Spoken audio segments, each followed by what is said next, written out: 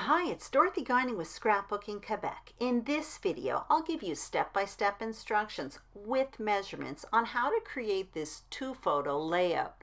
I'm also going to share with you some tips and tricks on how to add some wow factor to store-bought ephemera. Now, this is the material I'll be using, which comes from the Spring Fling 2019 Scrapbook and Cards Today Scrapbook Kit. This is the material I selected for the specific project. There's paper from Echo Park, the You and Me collection, from Heidi Swap, the Color Fresh collection, and those thickers are from the Surprise from Thickers, as well as ephemera, and that's from Jilly Bean Soup, You Make Me So Happy. My jumping off point is this sketch that I found in the magazine, and that as well is included in the kit. Now the first step is to create a foundation page, and what I'm doing here is I'm gutting the back of both printed papers. That's probably my biggest complaint about these kits. They only come with one sheet of each printed paper, and I like to have two. I often do double page spreads. So what I'm doing here was I gutted the back of it so that at least I could have a repeat of those papers on the flip side. Often kit clubs you can purchase an add-on, but not for this particular one. But the kits are really good anyway. So now what I'm going to do is I am going to adhere all these three pieces together, and all measurements for these page parts are written on the screen. I'd like to point out, however, that the measurements are for the page I'm creating here today and not for the sketch that I'm inspired by in the magazine.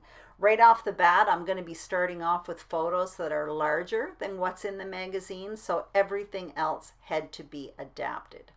Now I'm ready to add my photos, and you're going to notice I already put a matte in white. It's not very high contrast, and that was intentional simply because it's a very light and airy look, and eventually you're going to notice the border, the shelf that I put beneath the photos with a bunch of ephemera is going to have a huge visual impact. So I don't want there to be a huge visual impact all over the page. What I did there was emboss the ends of a strip of paper that's going to be the base of my shelf beneath the photos. That's just a die I've been using a lot lately. It's from Stampin' Up, and it kind of embosses stitching, and I really like it. So I am going to adhere my photos to the page, but I am going to add some foam adhesive. I want them to pop up off the page. That's how I'm going to make them stand out, not with high contrasting photo mats. And once I get them down, I'm going to be adhering that pink strip beneath it, and that's going to be the beginnings of the shelf that I create underneath the photos. That probably wasn't necessary because a lot of it, you'll notice, gets covered up, but I put it there anyway. You do see bits and pieces of it peeking through. You may have noticed as well that I had placed my title on wax paper, and I had done that in advance just because I wanted to know how much room I had, but I'm not going to adhere it right away. I'm going to wait until my decorations are down. Now what I'm doing, and this as well, I'm following the sketch for this part, I'm adding the journaling box underneath that border towards the right. I'll do my writing at the end, and you'll see it in the still photos at the end of this video.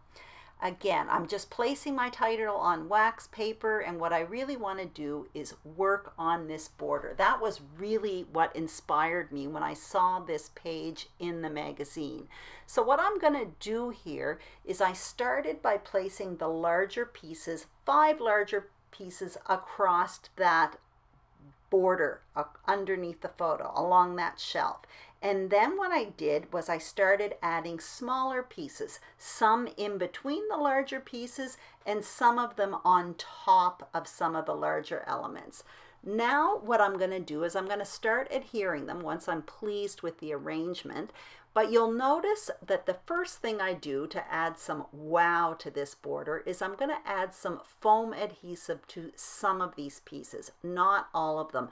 I want them to be at different levels, and right off the bat, that's going to add some interest. So there's no really rhyme or reason. Basically what I'm doing is I'm popping up my favorite ones, and those are those 2 photo clusters as well as the house.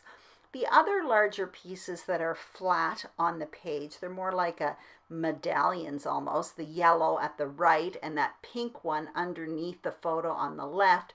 I adhered those flat to the page, but you'll notice that I adhere smaller flowers on top of them with dimensional adhesive.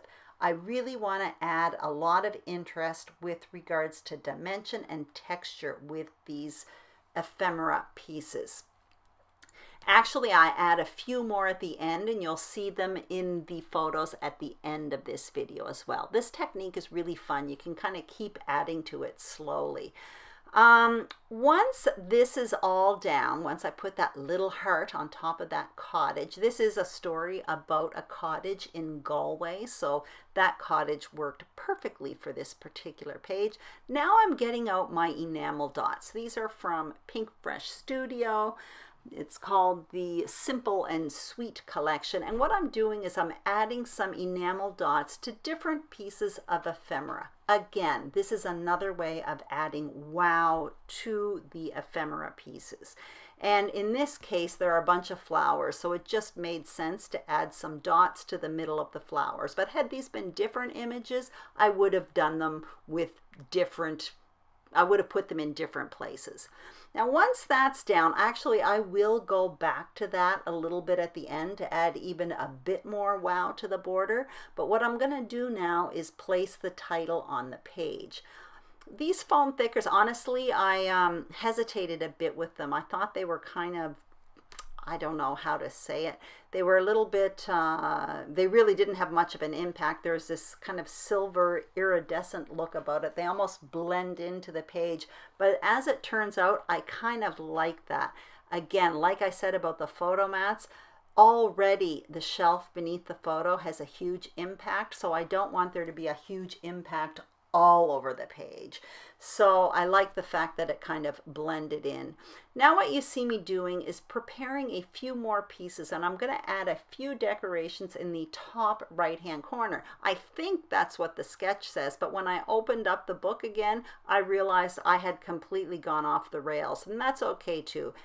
Often sketches are a starting point, and that certainly was for me with that ephemera border and the journaling box and the photos at the top of the page.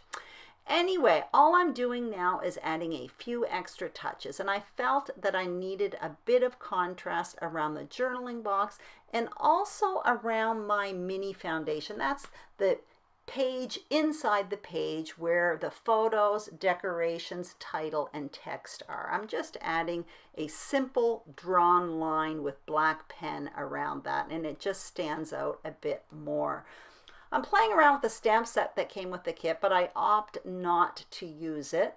And now what you see me doing is taking a bone folder, and all I'm doing is curling the leaves of some of these leaves, as well as flower petals and the butterfly wings. I'm just adding, again, a little bit more texture, a little bit more dimension to the border.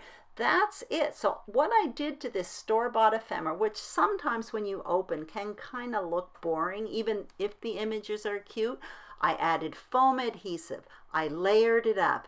I added some enamel dots, as well as I used a bone folder just to turn up some of those leaves and some of the pieces. So I added a lot of texture and dimension, and you can use this very same technique with embellishment clusters. I did it on a border, but if you have embellishment clusters, you can use the same technique. So that's it. I hope you enjoyed this video. If you did, please leave me a thumbs up, leave me a comment, and don't forget to subscribe to Scrapbooking Quebec. Thank you so much for watching, and have a great day.